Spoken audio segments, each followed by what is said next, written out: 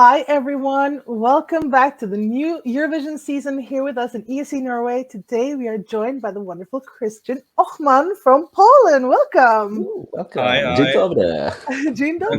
dobry, dzień dobry. Glad to Or, be here. or is it dobry wieczór in the evening, maybe? Dobry wieczór, but here you can say dzień dobry in the evening too. It's more like hello. Wonderful. And how are you doing? I'm doing great. Just the usual. Normal. That's good to hear. And most people in Poland probably know who you are by now. But could you please please introduce yourself for those who might not know you, and tell us a little bit about your musical background?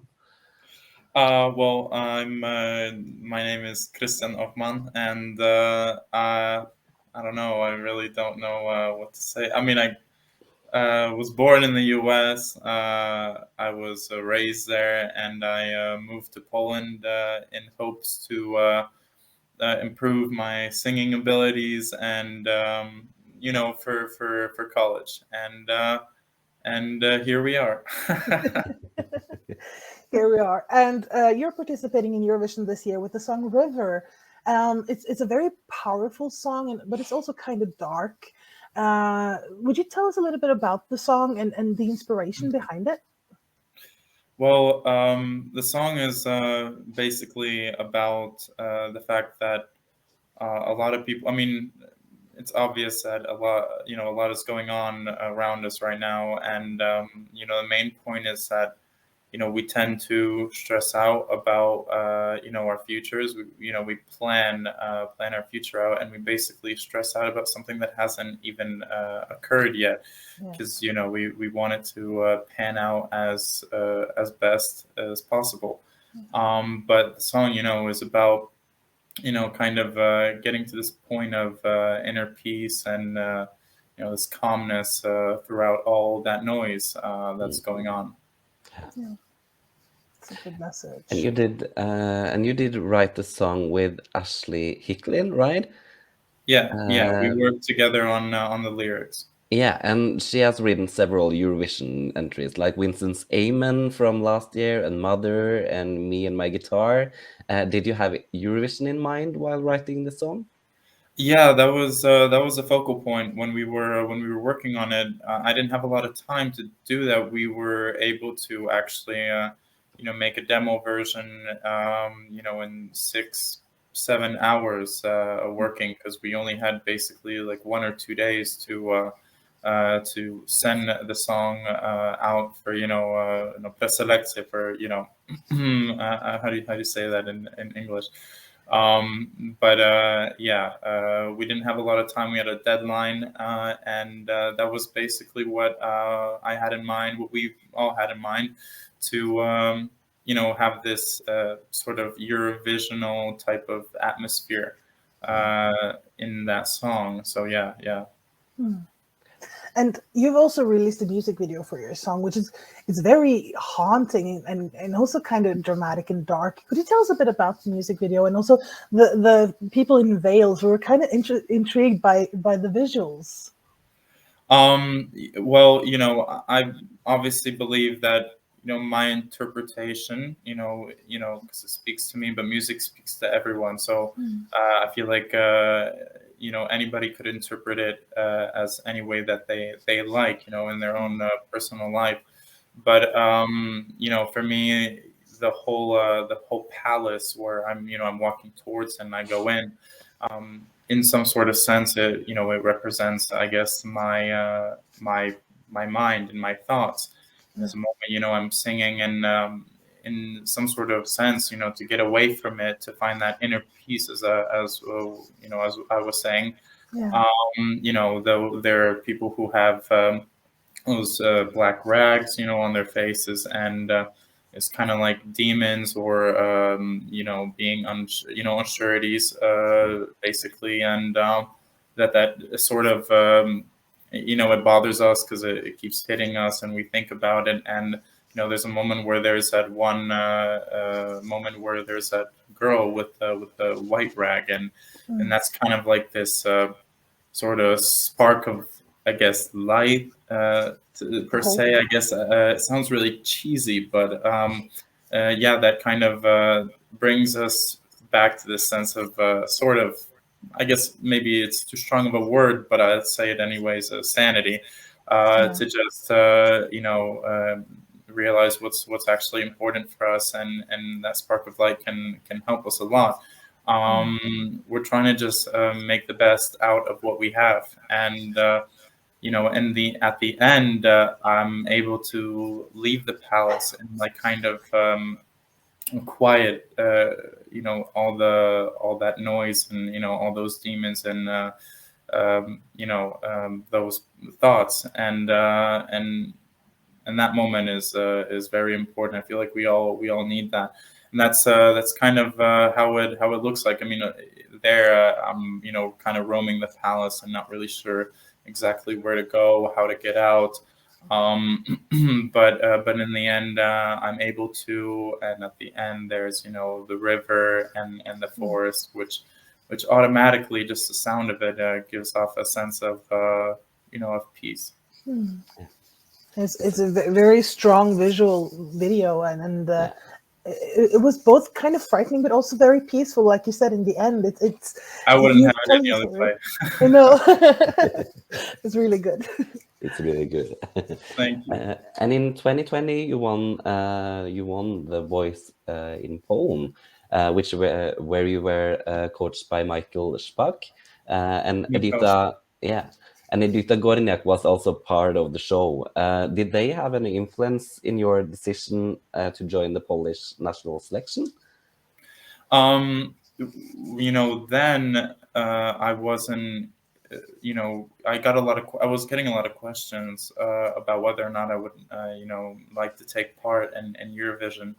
But then I was saying that I don't know if I feel, mentally or vocalistically prepared for an occasion like that, because it's a bigger scene, a bigger stage, where a lot more people are watching you and judging you. Just a few.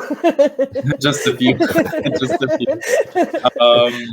But yeah, Michał Szpak, he was my mentor during that time. It was very intense 2 months, and we had a chance to talk a little bit, but not a lot. Right now, recently, we haven't had a chance to talk because he's working on his album, and I have so many other things that's going on. But I know that he's thinking about me and he wants what's best for me. But we're having a similar approach where he wasn't too sure either, but he did it, and I'm sure that he's glad that he did it in some sort of sense. And Pani Górniak, I absolutely loved her performance in Eurovision back when she did it. Some time has passed, obviously, but she's she gave me some words of wisdom then, that during those sort of occasions, you get a lot of adrenaline and you get this sort of maybe this sort of like natural stress, but you kind of work it to your advantage on stage to show everybody what you actually feel, and that you feel what you're doing. Not only present yourself in the best light, but represent your country. So it's definitely this sort of pressure, but you can definitely look at it in a positive light. Yeah, there wasn't much said about it, but we talked talked a little bit. And looking forward now, we've seen your staging in the Polish national final, where you were joined by musicians on stage, and also the video, which we just talked about. But which of the vibes are you going for? Or will there be a complete change of atmosphere on the stage in Turin? I definitely want to make it darker and change the visuals, and most likely I won't have a band on stage. I'll probably just be holding the microphone, not necessarily standing in one spot, because I definitely want to show something more. Then my main focus was to sing as best as I can, because I was actually going through a really tough sickness before, and you know, when somebody has a sickness of the throat and they're singers, and you know, it takes a toll for some time. So it was important for me to get back into form and sing as best I can there. That's probably why I wasn't showing you know, 100% of what I'm able to do. I just wanted to focus, you know, on my voice, and hopefully for that moment it would be enough. But obviously for Turin, I would want it to obviously be, you know, on a bigger scale, and then make it darker, change the visuals a little bit, and you know, with my team, we've been already, you know, talking about what we can show there. So yeah, excited for that. We're Sounds good. excited to see what it will be. And now Eurovision is almost 2 months away, and some countries will arrange some pre-parties again. Are you planning on going to any of them, or what is the plans to promote your song in the next few months? Well, we are definitely. I'm planning on going to flying to Spain. I'm flying to Amsterdam. I'm most likely going to be flying, if it works out, to London, and you know, showing what I can do there. Hopefully, I mean, I've been sitting so long in Poland that I really, you know, I kind of, you know, obviously for me, it's in some sort of sense work, because you know, I'm making money off of my voice and singing. But I'm, you know, honored that they would want me to have you know, to have me there, you know, in their country, and sing. So that's, you know, an absolute honor for me. And I take it also as kind of like a you know, besides the singing and the work, kind of like a mini vacation that I'm able to get out of Poland just for, you know, for a little bit, and you know, travel, you know, a little bit, because I feel like that's been sort of lacking, missing in my life recently. A lot of stuff been going on here, and it'd definitely be I don't know. I love to travel. If, you know, I wasn't singing, I'd probably do just something else in terms of traveling. So that would be you know, that's, you know, amazing for me that I'm able to do that right now. Yeah. Plus. I think we all can relate to the missing traveling part over the last few years. We can't wait to be headed out in Europe and the rest of the world again. But in these pre-parties, you're going to meet some of the other contestants who's participating in Eurovision. Have you heard any of the songs that you're competing against? And if so, do you have any favorites among them? I haven't. I've listened to most of them. Snippets, more like not necessarily full songs. It's just because of time. I haven't had the time, but obviously I'll make the time, because it'd be sort of embarrassing to you know, not you know, give yourself 3 minutes of your time to listen to a song. So I'll definitely in full listen to them. I don't know. Some of the ones that really I liked. I'd say you know, Sheldon Riley's song from Not the Same. I think that's what it's. I think that's the title, from Australia. I like his song. I liked his performance. I think that he, you know, is a real artist. I also really liked Italy's song Brividi. I've probably listened to that song like 100 times. So that, you know, definitely have that saved on my playlist. Also, I don't know why, but I really love the atmosphere of the Moldovan song. I forgot what. I think it's Talentful.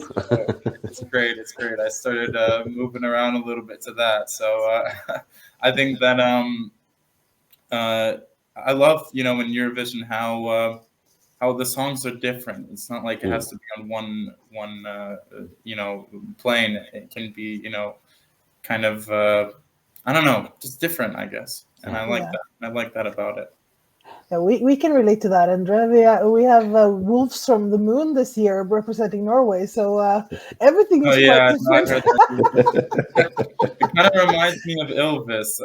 What does the fox say? Like, there's some songs that kind of remind me of that. But I think that's great. I feel like people are going to be dancing around to that. I hope so.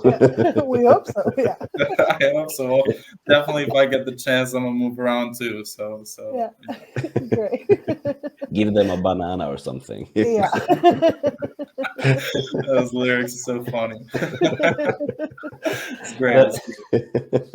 But Poland had their Eurovision debut in '94 and came second. But since then, they have reached top 10 twice. Now we are in top 5 with the bookmakers. What do you think of your chances in Turin? I try not to think about that. I try not to meddle in those type of affairs for the moment. Just in general, things work out for me a little bit better when I focus on myself in those sort of instances. Like focus on my voice and focus on what I'm going to be doing on stage.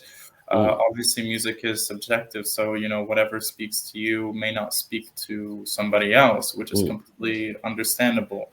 So I've heard from people that they don't like my song. I've heard from people that they wouldn't listen to it on a daily basis, and I can completely understand that.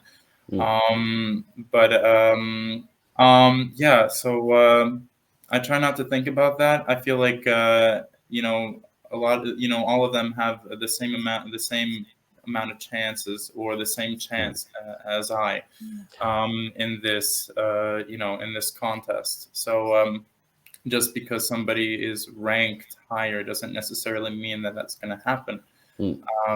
Obviously, it's going to.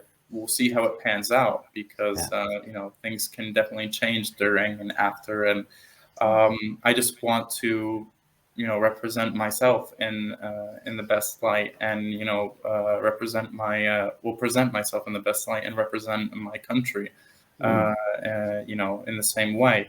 So yeah, that's more important for me, the way that I'm going to show that on stage and what I'm going to do, so people can be happy with my performance, and so will I. That's probably the most important for me. And Italy being a dream destination for many people who love to travel, what are you looking forward to the most about going to Turin? Definitely the food. I've been to Italy once or twice, and I absolutely love the country.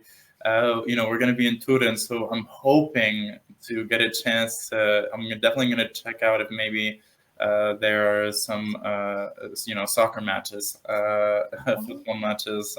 Juventus, maybe hopefully they'll be playing, and I'll be able to go see a game. But when I was there last time with my family, then we spent basically the whole 2 weeks just traveling and seeing sights. And I don't know, the country is absolutely beautiful. I haven't really met anybody yet who told me that Italy is not a great place. Exactly. It's true. Right, it's great that they won last year. I'm excited to go, and visit the country once again. As are we. Yeah. And finally, do you have a message to all the Eurovision fans out there? Well, I hope you guys are all healthy, and you guys are taking care of yourselves. And I hope to make you guys proud with my performance. I mean, I guess that's all I got to say. I'm going to definitely try my best and more. And I hope you guys are doing well. Thank you so much, Ochman. It was a pleasure meeting you and talking with you and getting to know you just a little bit more today.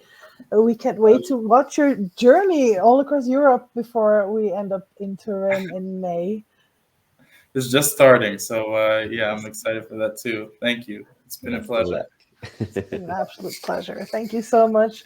Best of luck. Thank you. Thank you. Thank you. Bye-bye. Bye. Bye.